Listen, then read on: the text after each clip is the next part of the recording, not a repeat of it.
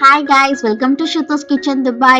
நம்ம இன்னைக்கு பார்க்க போற ரெசிபி கேரளா ஸ்பெஷல் கடலக்கறி. இந்த குழம்பை நாம மல்டி பர்பஸ் குழம்பா யூஸ் பண்ணிக்கலாம். இட்லி, தோசை, சப்பாத்தி, பூரி, இடியப்பம், ஆப்பம், புட்டு இந்த மாதிரி எது கூட வேணாலும் சைட் டிஷ்ஷா சாப்பிட்டீங்க அப்படின்னா வேற லெவல் டேஸ்ட்ல இருக்கும்.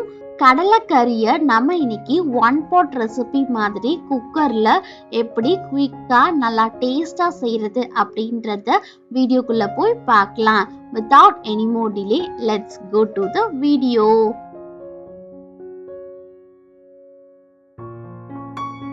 கடலைக்கறி செய்யறதுக்கு ஃபர்ஸ்ட் நம்ம ஒரு தேங்காய் பேஸ்ட் ரெடி பண்ணிக்கலாம். அதுக்காக ஒரு மிக்ஸி ஜார்ல 1/4 கப் அளவு துருவுன தேங்காய், 1/4 டீஸ்பூன் அளவு ஜீரகம், 1/4 டீஸ்பூன் அளவு கசகசா, 1/4 டீஸ்பூன் அளவு சோம்பு, 1 டேபிள் ஸ்பூன் அளவு வீட்ல செஞ்ச குழம்பு மிளகாப்பொடி. உங்களோட காரத்துக்கு ஏற்ப கூடவோ கம்மியாவோ ஆட் பண்ணிக்கோங்க. 2 பல்லு பூண்டு. இது கூட கொஞ்சமா நம்ம தண்ணி ஆட் பண்ணி நல்லா ஃபைன் பேஸ்டா இந்த அளவு அரைச்சி எடுத்துக்கோங்க. இப்போ நம்மளோட மசாலா பேஸ்ட் ரெடி ஆயிருச்சு. நெக்ஸ்ட் நம்ம ஒன் பாட் ரெசிபி மாதிரி செய்ய போறோம்.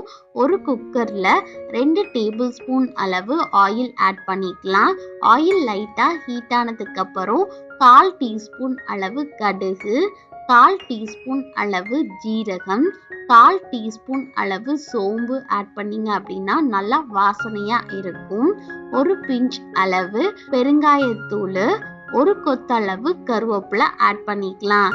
இது எல்லாம் சேர்ந்து நல்லா பொரிஞ்சு வந்ததுக்கு அப்புறம் ஒரு வெங்காயம், ஒரு தக்காளி பழம் ரெண்டையும் நீளமா சாப் பண்ணிட்டு ஆட் பண்ணிக்கலாம். தக்காளி பழம் நல்லா சாஃப்டா வெந்து வரணும். வெங்காயம் கிளாஸ் கலர்ல வரணும். அது வரைக்கும் நம்ம வதக்கி எடுத்துக்கலாம். நான் இன்னைக்கு வெங்காயம் தக்காளிலாம் இல்லாம சிம்பிளா செய்ய போறேன். ரொம்ப நல்லா டேஸ்டா இருக்கும். 1 கப் பிளாக் கலர் சுண்டலை 6 to 8 மணி நேரம் நல்லா ஊற வச்சு எடுத்து வச்சிருக்கேன். தண்ணி எல்லாத்தையும் நல்லா வடிகட்டிட்டு இதுல ஆட் பண்ணிக்கலாம். ஆட் பண்ணிட்டு ஒரு கரண்டி வச்சு லைட்டா மிக்ஸ் பண்ணி விட்டுக்கோங்க. இது ஓரளவு நல்லா மிக்ஸ் ஆனதுக்கு அப்புறம் இதுல நம்ம அரைச்சு வச்சிருக்கிற தேங்காய் பேஸ்ட உள்ள ஆட் பண்ணிட்டு நல்லா மசாலா கடலையோட சேர்த்து மிக்ஸ் பண்ணி விட்டுக்கலாம். இது ஓரளவு நல்லா மிக்ஸ் ஆனதுக்கு அப்புறம் மிக்ஸி ஜார்ல கொஞ்சமா தண்ணி ஆட் பண்ணி எல்லாத்தையும் சேர்த்து நம்ம இதுல ஆட் பண்ணிக்கலாம். குழம்புக்கு தேவையான அளவு தண்ணி ஆட் பண்ணி நல்லா ஒரு கரண்டி வச்சு மிக்ஸ் பண்ணி விட்டுக்கோங்க. நெக்ஸ்ட் இதுல குட்டி லெமன் சைஸுக்கு புளி தண்ணியில ஊற போட்டு வச்சிருக்கேன். அந்த புளி தண்ணியை மட்டும் நல்லா வடிகட்டிட்டு இதுல ஆட் பண்ணிக்கலாம். இதுல நம்ம தேவையான அளவு சால்ட் ஆட் பண்ணிட்டு இது எல்லாத்தையும் சேர்த்து நல்லா மிக்ஸ் பண்ணிக்கோங்க. அவ்வளோதான். இப்போ நம்ம குக்கரை க்ளோஸ் பண்ணி வச்சிடலாம். இது கரெக்டா 5 விசில் அடிக்கட்டும். ப்ரெஷர் எல்லாமே நல்லா ரிலீஸ் ஆனதுக்கு அப்புறம் இதை ஓபன் பண்ணி பார்க்கலாம். இப்போ ப்ரெஷர் எல்லாமே நல்லா ரிலீஸ் ஆயிருச்சு. ஓபன் பண்ணலாம். ஓபன் பண்ணும்போதே அந்த ஸ்மெல்லு அவ்வளோ சூப்பரா இருக்கு. அப்படியே கறி குழம்பே தோத்துரும். அந்த அளவு நல்லா வாசனையா சூப்பரா இருக்கு. இதை ஒரு கரண்டி வச்சு நல்லா மிக்ஸ் பண்ணி விட்டுக்கோங்க. கடலை வெந்துருச்சா அப்படின்றத ஒரே ஒரு கடலை எடுத்து செக் பண்ணி பாருங்க. இந்த அளவு நல்லா மையா வெந்திருக்கு. சூப்பரா இருக்கு. இதை அப்படியே நம்ம சர்விங் பவுல்ல சர்வ் பண்ணிடலாம். ரொம்ப குவிக்கா ஈஸியா ஒன் பாட் ரெசிபி மாதிரி இந்த கடலைக்கறியை நம்ம செஞ்சிடலாம். ரொம்ப நல்லா டேஸ்டா இருக்கும்.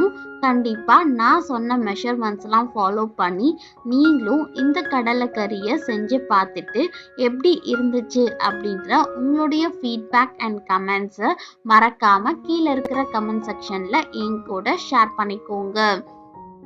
நல்லா சூடான சாதத்துல இந்த குழம்ப கொஞ்சமா ஆட் பண்ணி நல்லா மிக்ஸ் பண்ணிட்டு இதுக்கு சைட் டிஷ்ஷா நம்ம ஒரு முட்டை ஆம்லேட் வச்சு சாப்பிட்டீங்க அப்படின்னா வேற லெவல் டேஸ்ட். கண்டிப்பா மிஸ் பண்ணாம ட்ரை பண்ணி பாருங்க.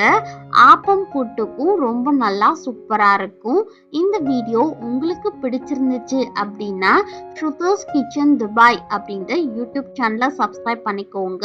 பக்கத்துல இருக்கிற பெல் பட்டனை கிளிக் பண்ணுங்க. ஆல் அப்படின்னு ஸ்பெசிஃபை பண்ணுங்க. அப்பதான் நான் போற எல்லா வீடியோஸ்மே உங்களுக்கு நோட்டிபிகேஷன்ல காமிக்கும். மறக்காம லைக், ஷேர் அண்ட் கமெண்ட் பண்ணுங்க. Bye guys. Ish you all.